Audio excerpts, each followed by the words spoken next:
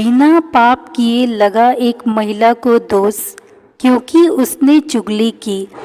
राजा के महल से, जहाँ बड़े बड़े विद्वान ब्राह्मणों की भोज की तैयारी चल रही थी, राजा भी स्वयं को बड़भागी समझ प्रसन्न हो रहा था कि उसके महल में आज उच्च कोटि के विद्वान और ब्राह्मण एक साथ भोज के लिए पधार रहे हैं।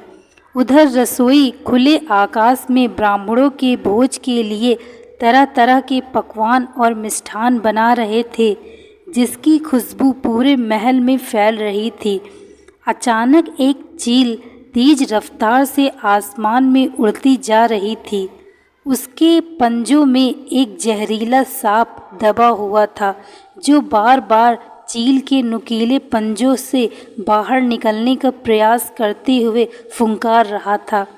ऐसा कई बार करते हुए सांप के मुंह से जहर की कुछ बूंदें ठीक नीचे बन रहे खाने में जा गिरती हैं। खाना बना रहे किसी भी रसोई को सांप के जहर का खाने में गिर जाने का कोई आभास तक नहीं होता। कुछ समय बाद वही खाना सभी ब्राह्मणों को परोस दिया जाता है। जहर इतना तेज था कि खाना खाते ही सभी ब्राह्मणों की मृत्यु हो गई।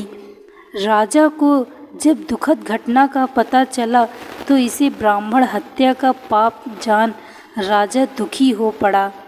अब निर्णय धर्मराज यमराज को लेना था। आखिर इतने सारे ब्राह्मणों की हत्या का दोष किसके सिर मढ़ा जाए? कौन है असली दोषी?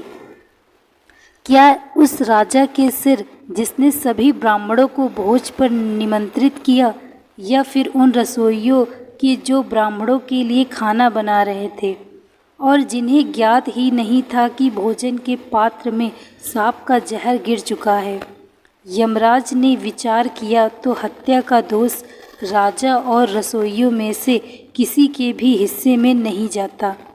अब बचे सांप और वो चील, जो सांप को अपना भोजन बनाने के लिए इतनी मेहनत कर रही थी। यमराज की दृष्टि में वह भी दोषी नहीं।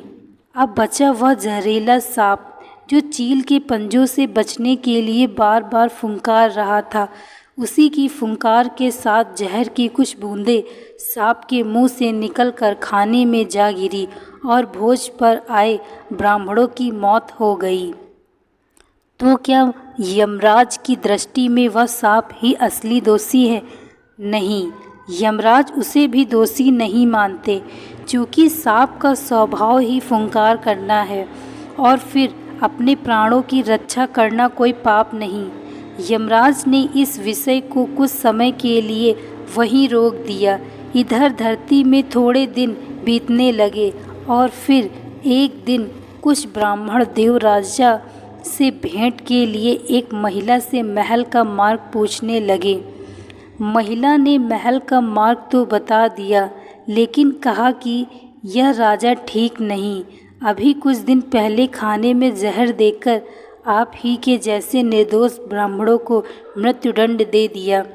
महिला के मुंह से ये बात निकलते ही यमराज ने निश्चय कर लिया कि इतने सारे निर्दोष ब्राह्मणों की हत्या का दोष इस महिला के भाग्य में जोड़ दिया जाए। महिला के भाग्य में ही क्यों, इस पूरे वृत्तांत से महिला का तो कोई लेना देना तक नहीं था। फिर महिला को ब्रह्म हत्या का दोष क्यों लगा? यह प्रश्न यमदूतों ने यमराज से किया। यमराज ने बताया कि जब कोई जानबूझकर पाप कर्म करता तो उसे स्वार्थ सिद्ध होने पर आनंद मिलता है, लेकिन निर्दोष ब्राह्मणों की हत्या से ना तो राजा, रसोइयों और ना ही चील व सांप ने स्वार्थ सिद्ध होने का आनंद लिया। ऐसे में इस अनजाने पाप का पूरा दोष उस महिला को जाता है, जिसने जानबूझकर मन में ईर्ष्या का भाव रखते हुए इस पापकर्म की निंदा की। इस तरह की घटना की बुराई करने में उस महिला को जरूर आनंद मिला। दोस्तों, मैं आशा करती हूँ आपको यह कहानी अच्छी लगी होगी।